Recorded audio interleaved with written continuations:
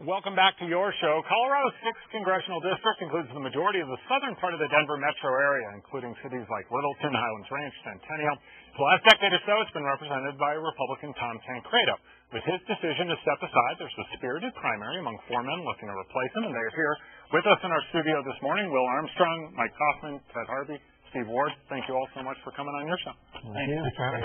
Wanted to start out, since we don't have too much time, Julie Wallace writes in, tell us about your experiences and how that makes you a better candidate for Congress than your opponent. Wil, I'll start with you. Well, Adam, I really think that's the question of the day for voters in the 6th Congressional District. And look, we've got, I think, four really great candidates. These are people that are my friends. I think the clear distinction that we have is that we have three career politicians and one career businessman. I've spent the preponderance of my time the past 16 years in business, creating jobs, meeting payrolls, solving real-world problems. And I think that what we're lacking in Washington is not more political experience. What we're lacking is people who have been dealing with issues like health care, taxes, regulation on the front lines in the real world. And so that's the kind of experience that I want to take back to Washington as our next congressman. Mike Coffman? Well, I think, when I look at the challenges, Adam, confronting this country, and in terms of economic security and national security, I believe I bring the greatest level of experience to the table to get the job done in Washington. On economic security, like Wil, I've founded several businesses. I've been a small business entrepreneur. Wil has been in the mortgage business in his career, and I've been in the property management business in terms of my business career. But in addition to that, what is so important is I also served as chairman of the Senate Finance Committee in Colorado, and I served as the state treasurer for in Colorado. So I understand economic and fiscal policy and what it's going to take to move this nation's economy forward. Also in terms of national security.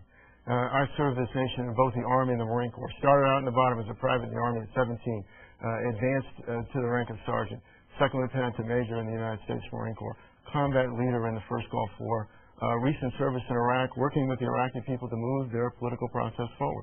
There is not a single Iraq War veteran Republican member of Congress today.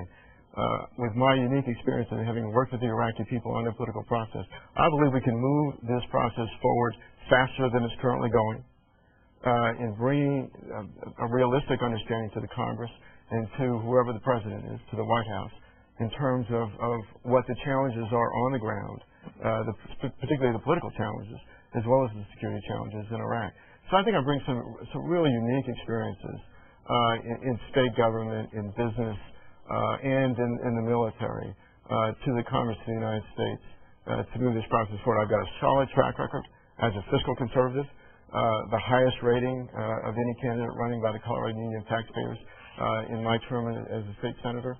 So I'm excited about this race and about the opportunities to confront the challenges that face this country. Ted Harvey, tell us about your experiences, how that makes you a better candidate than maybe some of your opponents. Sure. Well, I've been in the legislature for 7 years. I served 5 years in the House and 2 years in the Senate, and I've been leading the effort for the conservative cause in the legislature. There's certainly nobody in this race that's more conservative than I am, and I've carried the issues that the conservative voters of the 6th Congressional District think are important, whether it's immigration reform, and Tancredo has certainly been a champion on that at the federal level.